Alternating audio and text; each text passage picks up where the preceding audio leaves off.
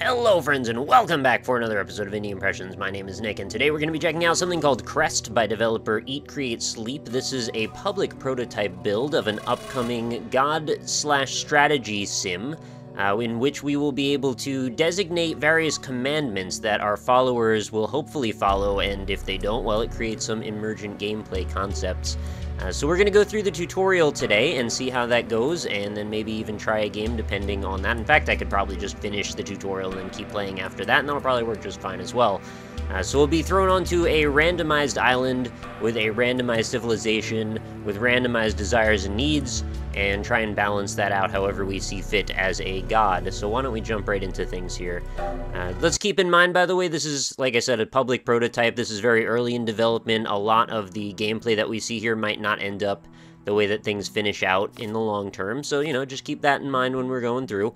So welcome to Crest. In Crest, you will watch over your followers and observe their history in order to guide them in what direction you see fit using commandments.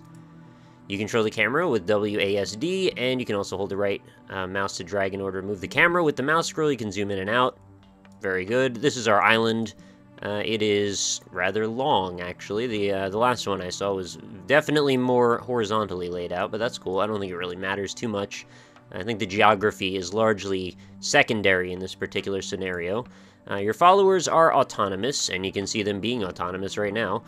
They will work, reproduce, expand, and grow old on their own. Click on the city in order to learn more about the city's followers. Okay, so let's click on the city. We've got 3 clans here, the Locust Clan, Giraffe Clan, and Desert Clan. And they have a lot of attributes here, so why don't we go through these one by one.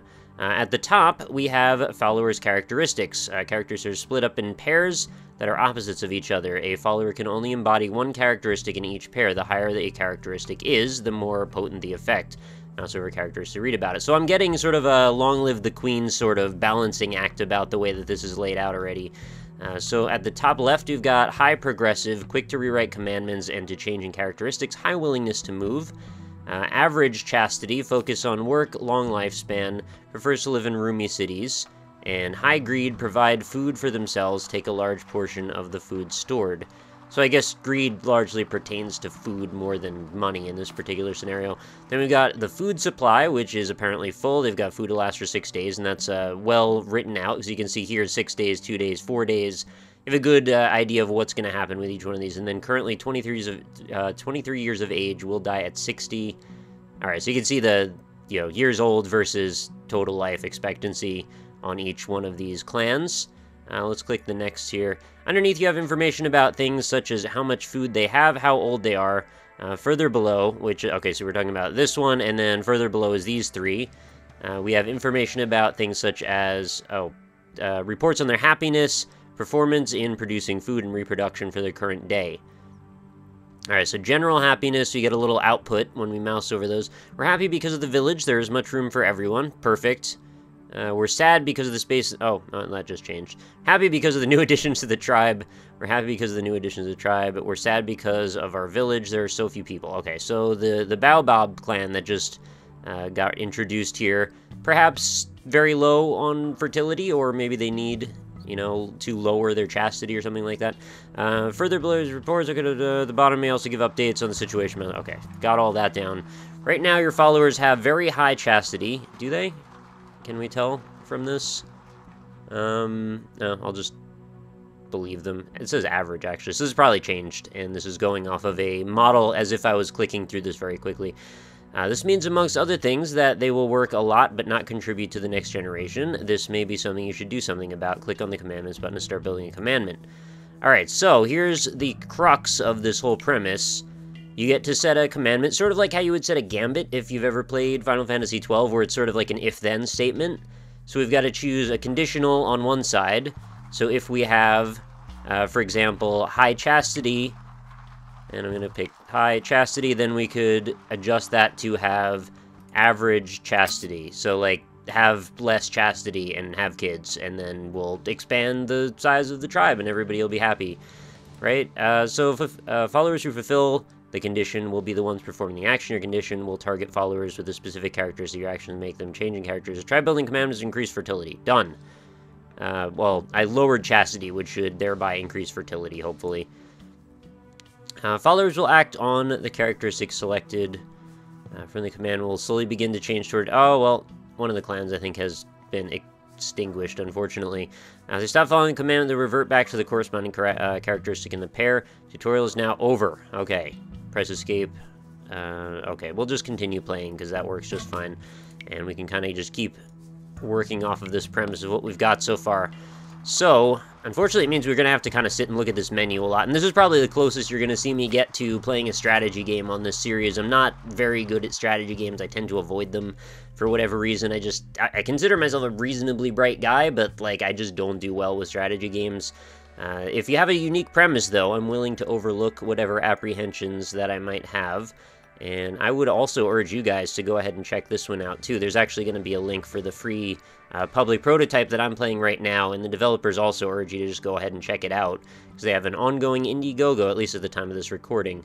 So let's see what kind of commandments we can make to mess around with these characters' lives and hopefully increase their happiness in the end. So let's see what... so Cape Clan, sad because of our village, so few people. Okay, so if you have low fertility, you shall have high fertility. I know I'm doing these in the worst possible way. You probably want to do something a bit more nuanced. Oh, geez. All right, well, basically everyone's gone already, so I guess we lose if all of the people die, I would guess. Because, like, no one to worship the god that we've become. So it's raining now. Okay, that's good to know. Let's look at this. Oh, maybe they just... No, they moved over here. That's what happened. And then the game crashed. But that's okay. We actually can use this as an opportunity to increase our knowledge of this game. So I just regenerated the whole world, and we've got a new world with new clans and a fresh start, and hopefully things are going to go better this time. So I hardly even started since I spent so much time freaking reading tutorials. I didn't get to actually provide much action. But again, largely this experience, at least so far from what I can tell in the prototype, is very much centered around spending time looking at these menus. And I think my one criticism would be maybe the menus could be less in the way. Not that it's really that important that we watch what's going on in the map, but I feel like if we're going to spend so much time looking at these things, well, it should be more smoothly integrated into the UI, I think, because this is just kind of in the way. It just takes up most of the screen. So anyway, let's see what we've got. Grass Clan, Antelope Clan, and Giraffe Clan. So two of them are very sad. There are not enough people. They're not working, or not working very well. If there's sufficient food, will be additions to our city in 3 days. It's raining, we want to move out, we want others to move with us. Okay, so let's see what kind of actions we can take.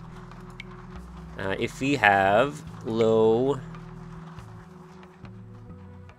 What's a good one here? Low goodwill, you shall have average conservative. So if you have low goodwill, you'll have average conservative. If you're the type of person who doesn't want to share with others, you shall adhere more strictly to whatever commandments I write. So that's designed to kind of create a little bit of a curve to get people into the fold. If they're not paying attention, well, the commandment says that you should pay more attention, and then you'll benefit as a result. So if you have high chastity, you shall have average fertility.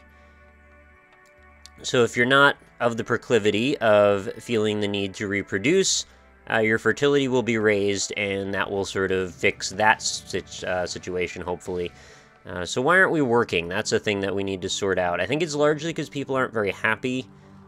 We're sad because of our mood. We'd like to see some newcomers to the tribe. So we've got to deal with these kind of complex issues of, like, how do we take what we've been given here, where they want to have newcomers to the tribe, and reduce that down to the few commandments that we're allowed to actually affect gameplay with. And I think that's largely where the challenge comes from. You can see there's hearts shooting out of our area right now. I think everybody's having a great time together, repopulating the tribe. But I don't think we're doing a lot of work, unfortunately. I think that's going to come back to bite us in the end. We've got basically nothing, like almost half, like not even a quarter, nothing. Alright, so there's a lot of clans. We've got a lot of population and not a lot of working going on, which is unfortunate. I think that could be the other side of reproducing too much. We end up with too many people, not enough anything to go around. And once we set these commandments, we can't, as far as I'm aware, just delete them. Commandments are permanent, but we might be able to modify them if we want by adding another commandment over top, which seems like you're starting to create a crazy patchwork, and the more commandments you make, probably the less likely your people are to follow any of them. So if we have low... I feel like there needs to be more ways to affect things. Low greed, you shall have average greed. I mean, we'll just make it so people who have less of a need to covet maybe will do so more readily. And I'm hoping that that might lead to them working more because they want to keep things for themselves. I'm clearly probably having a bit of a disconnect here between what I need to do to get what done and having that actually take place. But I think that is largely the game, as far as I can tell, is you need to figure out how to handle whatever these situations are. And a lot of times, things are going to come up that are a bit emergent and strange, and you've got to learn how to work around those. Oh no, there's like death coming out of this city. That's not good at all. I kind of dig the aesthetic of this. It's got a sort of low poly vibe to it, but in a kind of a cool way. What is it? I guess Darwinia reminds me a little bit of, which I suppose, given the content, maybe that makes a little bit of sense to thematically, the name Darwinia and all that. But, you know, the presentation's really good. This is the type of thing that I think, since it's super early on, it's hard to really draw a lot of conclusions about how the final game's going to turn out. I think that's okay, though, because it's fine to speculate. I think this is a fine premise, and I think that if enough people get behind it, this is the kind of thing that I think could go far. And I know that there's quite a contingent of people that are really into both God Sims #1 and strategy games, and I think the collision of those two things could actually result in a lot of positives. Me personally, I think maybe might not be the type of thing that I'd play long-term, but that doesn't mean that I can't get behind the premise enough to see that this is positive. And I think if there were more ways that I could interact with the people directly or make more immediate changes, that's probably where I would be hooked in with this. But I think that's largely just because it's a disconnect with me personally. I don't think that's because there's anything wrong with the idea or anything like that. Also, it's kind of hard to take the feedback from this because there's so many stats you've got to look at and balance all at the same time. Again, not my proclivity, you know, looking at data and being able to pull information out of it very well, especially when it's changing very quickly and dynamically. Sad because there's so few people in our village. I guess because, like, a bunch of people left. We're sad because of the recent deaths in our tribe. Oh, that must have been what those skulls were about. And so then we've got this other settlement over here. Oh, is there no one there? Is this one abandoned? Yeah, that one's just dead. Nobody left. That's really sad. I wonder if in the full version the land masses are going to be much larger than this. So I could imagine if settlements kind of spread out very far, it could be rather interesting to see how you deal with that, but also you might need to slow down the speed of time because things get really out of control really fast, and if you can't actually be actively shaping all of the commandments to each individual group, well, I think you're going to be into a bit of trouble. I guess that's also where some of the gameplay becomes even more emergent, though, because you have sects that'll split off, and you only get one set of commandments that go over everyone, and if they choose to ignore them, well, you can't really affect those people as much, and then you kind of try to affect them by proxy through the people that you can affect. So there's a bit of a deep strategy going on there that I guess is unexpected and kind of interesting, and I could see a lot of people having a lot of fun with that. I kind of regret that there's not more that I can do directly to have our people flourish. I guess I could just try something ridiculous here. If you have low chastity, you shall have high fertility. If you have average chastity, you shall have high fertility. Let's just make everybody just go nuts for a few minutes here. If you have high...